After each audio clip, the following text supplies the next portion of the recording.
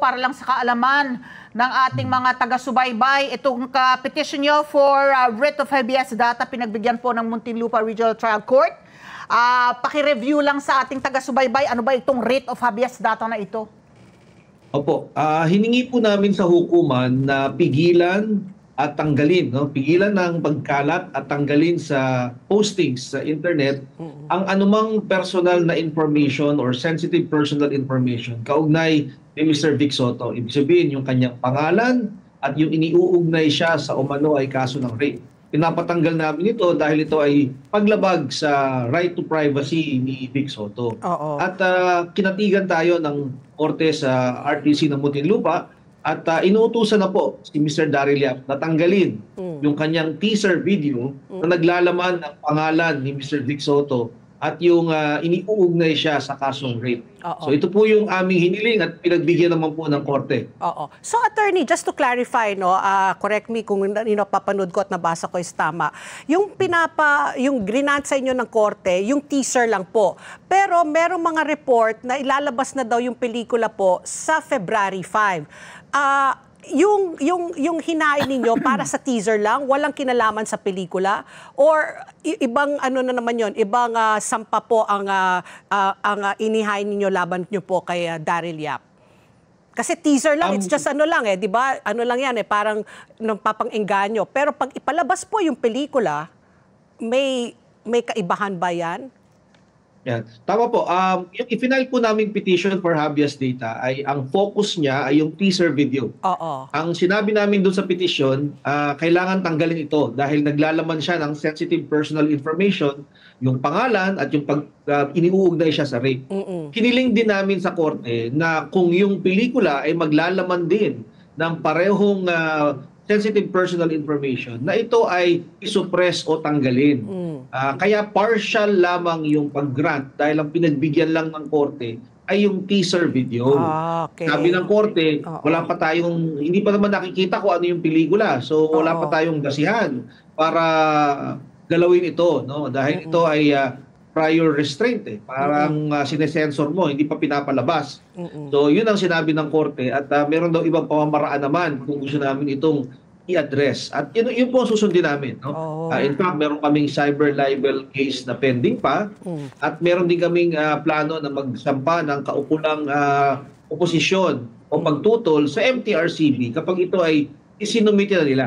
Kasi wala pa kaming kopya ng pelikula, hindi pa namin napapanood, kaya hindi pa namin sabi kung ano yung gagamitin namin dahilan para ito ay gilan o para sila ay makasuhan. Kailangan mapanood muna namin.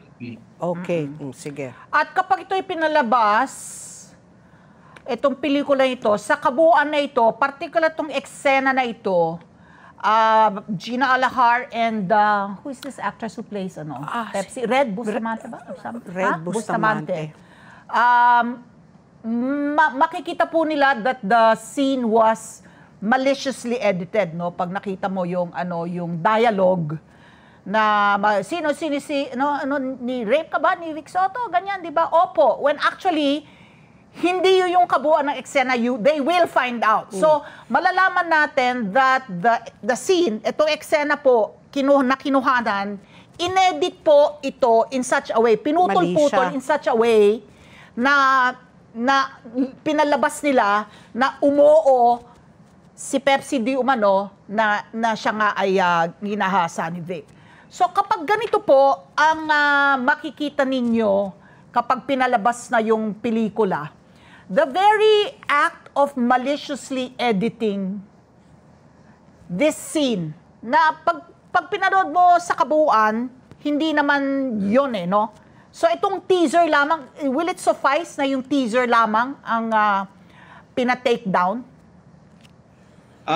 For purposes of the habeas data, nagpapasalamat na kami sa korte kasi pinagbigyan na ng korte yung aming hiniling. Importante kasi yung finding na merong paglabag sa right to privacy. Magagamit namin ito para pigilan yung pelikula. No? Dahil naglalaman din ito nung sensitibong personal information Correct. na sinabi ng korte ay hindi pwedeng ilabas. No?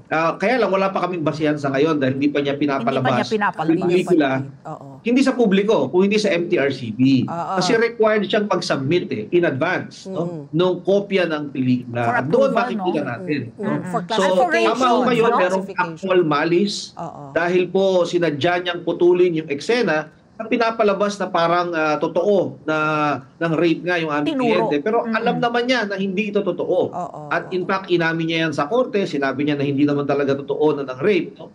Kaya importante po na makita ito dahil mahalaga yung naging desisyon. Magagamit po ito sa cyber libel complaint, no? Na kung saan kinakaharap pa rin ni Mr. Daryl Yap at magagamit din po namin ito para tutulan yung pagpapalabas sa tamang forum which is the MTRC.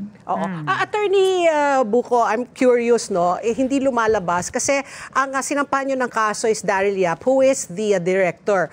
But who is the producer? Is the producer equally liable?